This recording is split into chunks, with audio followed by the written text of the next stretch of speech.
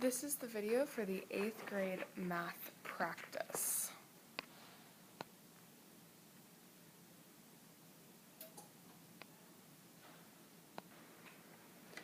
In this scenario, Linda is always losing her tennis balls. At the beginning of the tennis season, she has 20 tennis balls. The table below represents how many balls she has as the season progresses. In this scenario, weeks is represented with W, and tennis balls is represented with B. However, because weeks is what you're given, and the tennis ball depends on weeks, the tennis balls is the dependent variable, and weeks is the independent, meaning that weeks is the x variable, and tennis balls is the y variable. The first problem asks you to graph the data to show how the number of tennis balls, B, will change based on weeks, W. To set up the table, we first have to set up the x and y axis, where weeks would be the x-axis and tennis balls would be the y-axis. I used some simple numbers or rate of change, so I went up by 2's, which is actually 1's because I skipped, so I went up by 1's, and here I went up by 2's. And then I graphed the 3 points, so 2:16, 4:12, and 6:8, and then we connected them with a line to graph the change. The other thing we have to do is label our table, where the x value is weeks, so that is weeks, and this side is tennis balls, so I labeled it balls. And the title can really be anything, but I labeled it Linda's Tennis Balls. The second question asks us to write an equation that shows the relationship between weeks, W, and tennis balls, B. So in this scenario, I replaced the weeks and balls, so I replaced W and B with Y and X because that's the general formula.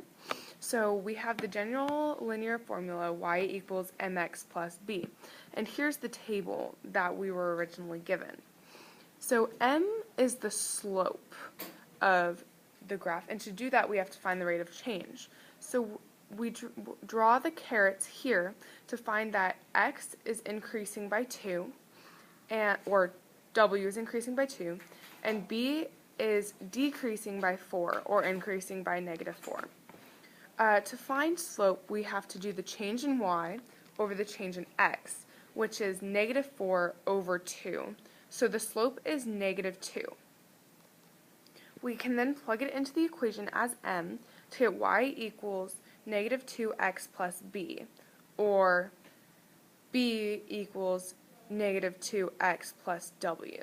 This is a little confusing since b is usually represented as the y-intercept, but is also being used to represent balls. So in this scenario, this is simply representing the y-intercept. To find the y-intercept, what we can do is we can use substitution by taking these 2 points, 2:16, and plugging it into the half-completed equation we have, which gives us 16 equals -2 times 2 plus b. We can then multiply -2 and 2, which gives us -4. So we then have 16 equals -4 plus b. By adding 4 to both sides, we get 20 equals b. So the y-intercept is 20, giving us y equals -2x plus 20. Problem 3 asks us what is the slope of our equation, which we just solved for, but the slope is known as the difference or the rate of change. So once again, I have our table here, and we drew the carets, so x is increasing by 2, and y is decreasing by 4. And slope is the change in y over the change in x, or in this case, the change in b over the change in w. So our slope is -4 over 2, which simplifies to -2. So -2 is our slope. Problem 4 asks, what does the slope mean in terms of tennis balls? So this means that it's asking what the slope represents based on the tennis balls. So our slope is -2, which in this scenario is for every 1 month, Linda loses 2, or Linda gains -2 tennis balls. So that is what this represents in this scenario. 5. What is the y-intercept, or yi, of your equation? This we solved for while solving for the equation. So in equation form is y equals mx plus b, where m is the slope and b is the y-intercept. So y equals -2x, because we found our slope previously, plus b. In this scenario, I plugged in another set of numbers. Remember that y is being used to represent b, and x is used to represent w, so that this b is not confused. So I inserted the points we were given for -12, and I inserted them into the equation, where 12, which is the number of tennis balls, is the y value, and 4, which is the number of weeks, is the x value, giving us 12 equals -2 times 4 plus b. We can then multiply -2 and 4 to get -8, giving us 12 equals -8 plus b. And then by adding 8 to both sides, we get 20 equals b. So the y-intercept is equal to 20. 6. What does the y-intercept mean in terms of number of tennis balls? So the y-intercept is really when x is equal to 0. So the point where the y-intercept the point where the line intercepts the y part of our graph is the y-intercept. And so the point for that is 0, 20, where 0 is the number of months and 20 is the number of balls. So when 0 months have passed, Linda has 20 tennis balls. So that is what the y-intercept represents.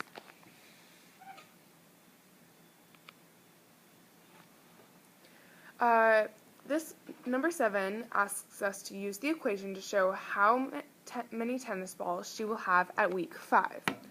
So this is the equation we got. Y equals -2x plus 20. And at this point, we could use b as y and w as x, because there's no longer a b here to be confused with. So 5 weeks. Weeks is the independent variable, which is x or w. So we can insert 5 in place of this x here and get y equals -2 times 5 plus 20. By multiplying -2 times 5, because 5 is in parentheses and must happen first, y is equal to -10 plus 20. And 20 plus -10, because this is a negative, it could also be written as 20 minus 10, and we get y equals 10. So after 5 weeks, she'll have 10 tennis balls remaining. Problem 8. Use the equation to show how many weeks it will take before she has 0 tennis balls. This is the same type of scenario as number 7, where you must insert information based on what you're given into the equation.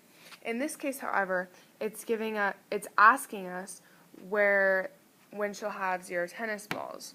And tennis balls is the dependent variable, or the y/b variable.